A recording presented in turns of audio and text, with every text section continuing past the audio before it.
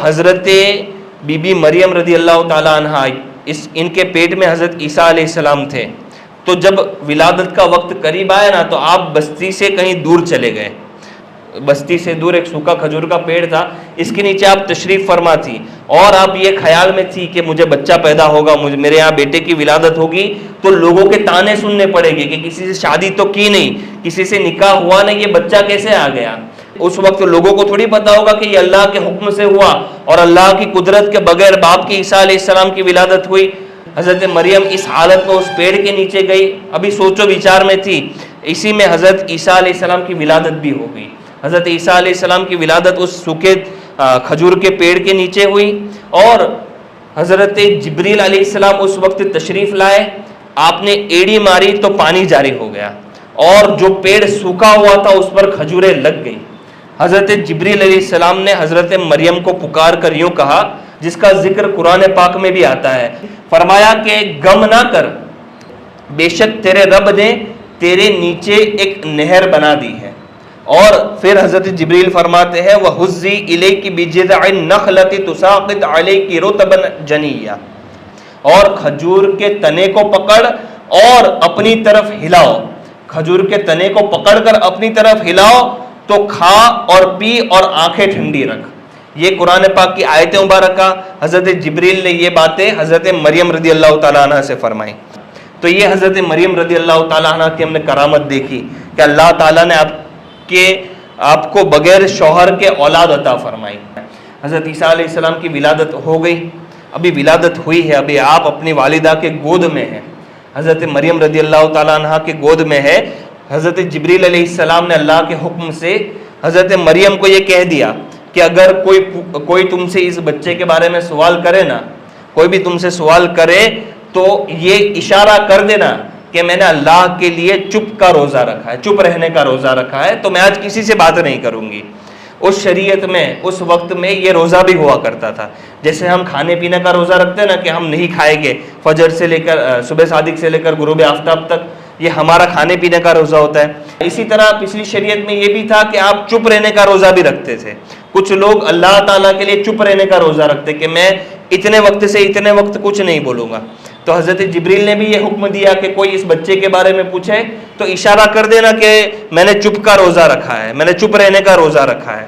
حضرت مریم عیسیٰ علیہ السلام کو اپنی گود میں لے کر بنی اسرائیل کی طرف گئی.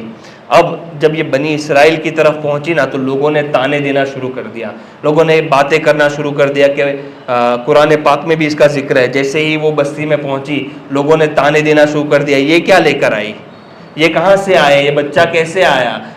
لوگ یہ کہنے لگے کہ اے ہارون کی بہن یا اختہ ہارون کہ تیرا باپ بھی کوئی برا شخص نہیں تھا، تیری ماں بھی کوئی بدکار شخص نہیں تھی، پھر تو نے یہ کام کیسے کر دیا.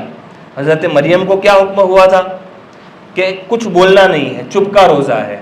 حضرت مریم رضی اللہ تعالیٰ عنہ پر جب اتنی تانے اتنی بہتانیں آنے لگی، حضرت مریم رضی اللہ تعالیٰ عنہ نے عیسیٰ علیہ السلام کی طرف اشارہ کیا، گویا اشارے میں یہ کہہ رہی ہے کہ اس سے پوچھو. جب لوگوں نے یہ دیکھا کہ حضرت مریم بچے کی طرف اشارہ کر رہی جو ابھی پیدا ہی ہوا ہے، ابھی گود میں ہی ہے، اس کی طرف اشارہ کیا، کہنے لگے کہ ہم اس سے کیسے بات کریں، یہ تو ابھی گود میں ہے، ہم اس بچے سے کیسے کلام کر سکتے ہیں، یہ تو ابھی گود میں ہے. کیف نکلم من کان فی المہد صبیا، قرآن پاک کی آیت ہے. لوگ یہ کہنے لگے ہم اس بچے سے کیسے بات کر سکتے ہیں. عیسیٰ علیہ السلام نے یہ بات سنی نا، تفسیر کی کتابوں میں آتا ہے کہ آپ اپنے دائیں کروٹ پر مڑے، سیدھا ہاتھ بلند کیا اور آپ نے بیان کرنا شروع کر دیا. ابھی آپ اپنی والدہ کی گود میں ہیں، ابھی پیدا ہو کر آئے ہیں. حضرت عیسیٰ علیہ السلام نے اس عالم میں بیان کرنا شروع کیا اور یہ تقریر شروع کی نا. حضرت عیسیٰ علیہ السلام نے سب سے پہلی بات کیا کہی، قرآن پاک یہ کہتا ہے عیسیٰ علیہ السلام نے سب سے پہلے کہا قال انی عبد اللہ. عیسیٰ علیہ السلام نے سب سے پہلے جو الفاظ کہے نا، کہا کہ بے شک میں اللہ کا بندہ ہوں، میں عبداللہ اللہ کا بندہ ہوں. پھر آیت مبارکہ آگے آتی ہے آتانی الکتاب وجعلنی نبیا وجعلنی مبارکا اینما کنت واوصانی بالصلاۃ والزکاۃ ما دمت حیا.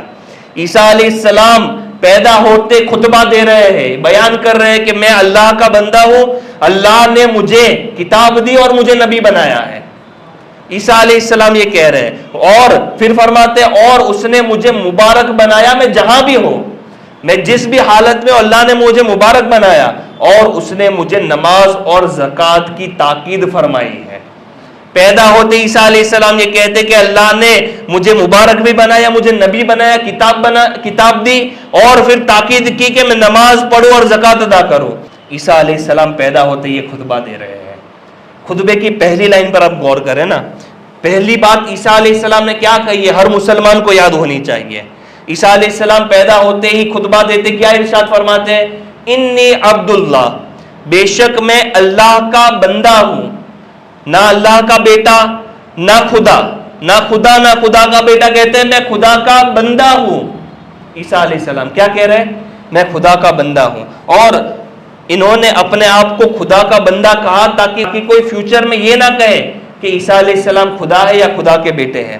یہ عیسیٰ علیہ السلام کا معجزہ کہ پیدا ہوتے ہی عیسیٰ علیہ السلام کو کیسی فضیلت حاصل ہے، پیدا ہوئے ماں کی گود میں ہے وہاں پر بیان فرما رہے ہیں، اور اپنی نبوت، اپنی رسالت کی گواہی دے رہے ہیں۔